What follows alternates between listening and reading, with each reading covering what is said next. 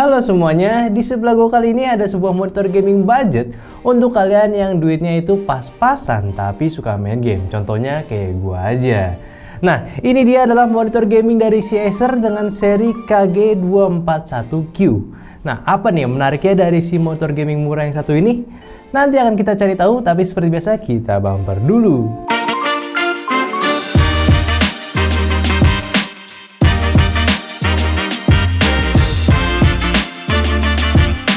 Selamat datang di channel Semedia dan kembali lagi dengan gue yang bakal menemani kalian di video kali ini. Jadi langsung aja, ini adalah monitor gaming budgetnya dari si Acer. Budget, memang berapa sih harganya?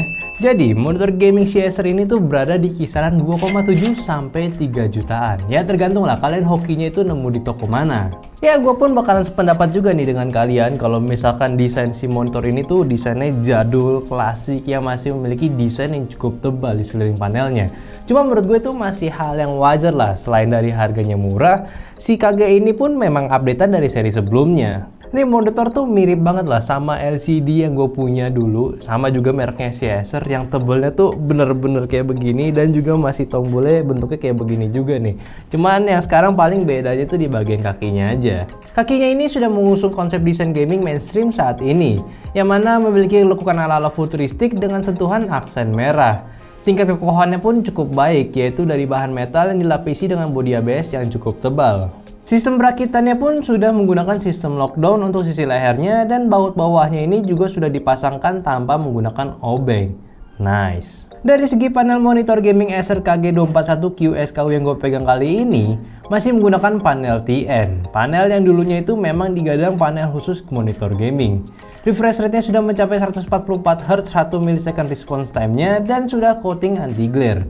Cuma dikarenakan ini masih menggunakan panel TN, pastinya untuk akurasi warna dan viewing angle monitor ini kita nggak bisa mengharap banyak di monitor ini.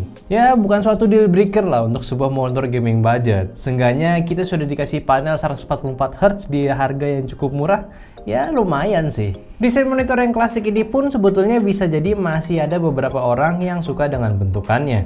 Soalnya dengan bezel yang tebal ini kita bisa lebih fokus lagi ke dalam gamenya. Ya gue sih nggak melebih-lebihkan lah untuk hal yang satu ini. Cuma memang udah banyak dan bahkan ada satu brand yang niat mendesain monitor barunya itu dengan menggunakan desain bezel yang cukup tebal. Ya mereka sih bilangnya ya dengan desain yang tebal itu, desain bezel yang tebal itu bisa memberi fokus lagi ke dalam gamenya langsung gitu ya. Ya gimana ya, coba deh kalian komen di bawah apakah itu berpengaruh atau enggak, ya coba kita obrolin. Ketebalan monitornya pun cukup tebal dan dikarenakan sudah tebal ini otomatis monitornya pun juga sudah mengikuti di segi durabilitasnya kalau monitor ini juga sudah cukup kokoh. Terdapat face unlock 100x100 untuk kalian tempelkan ke tembok ataupun ke desk mount.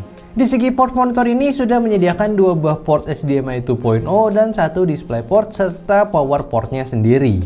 Pengaturan OSD-nya pun terdapat tombol di sisi depan monitornya. Tampilannya standar dan agak rumit untuk diatur-atur. Serta seperti biasa untuk di OSD-nya ini bisa kita atur untuk tingkat pencahayaan dan warna di monitornya. Lalu juga terdapat pengaturan untuk menampilkan overlay refresh rate yang sedang dijalankan, bahkan ada crosshair untuk membantu kita saat main game. Dan untuk penggunaan crosshair ini sebenarnya bisa dibilang cheat sih, soalnya seru aja gitu pakainya, apalagi pas lagi main Flying Scotsman di CSGO. So mungkin langsung aja nih gue bahas performa si monitornya langsung. Oke, untuk monitor Acer KG241Q kali ini sebetulnya performanya itu sudah standar monitor gaming yang sudah bisa mencapai refresh rate 144Hz. Cukup smooth gameplay yang gue mainin, lalu untuk screen tearing di monitor ini sudah terbilang hampir nggak ada. Padahal GPU yang gue pakai tes ini menggunakan Nvidia dan si monitor ini hanya support di FreeSync aja. Ukurannya 24 inci ini pun sudah cukup pas untuk gaming di beberapa kondisi. Paling minusnya si monitor ini cuma bisa di tilt atas bawah sebesar 20 derajat doang dari posisi awal. Dampaknya ya agak menyulitkan nih buat gue untuk dapetin posisi mata yang nyaman dengan monitornya. Preferensi masing-masing sih untuk hal yang satu ini, dan kalian pun gak bisa stick dalam pendapat gue untuk yang satu ini juga. Ya karena kan banyak juga nih faktor-faktornya yang berbeda juga nih untuk mata kita bisa nyaman mantengin si monitor ini. Dan walaupun masih menggunakan panel TN, performanya pun gak menghambat gue dalam bermain game. Warnanya masih cukup keluar, detailnya masih jelas, nggak ngeblend sama barang yang lain, warna yang lain maksud gue.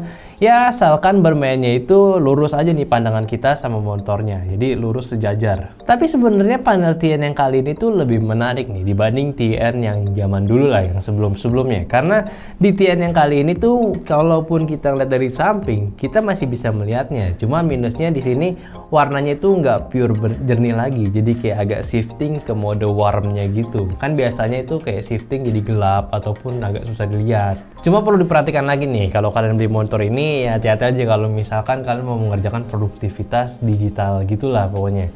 Soalnya kan di panelnya ini nggak ada akurasi warna yang sampai 100% sRGB ataupun di 90-an lah. Jadi kalian harus hati-hati. Ya sebenarnya sih boleh-boleh aja, asalkan bukan di ranah profesional sih gua rasa.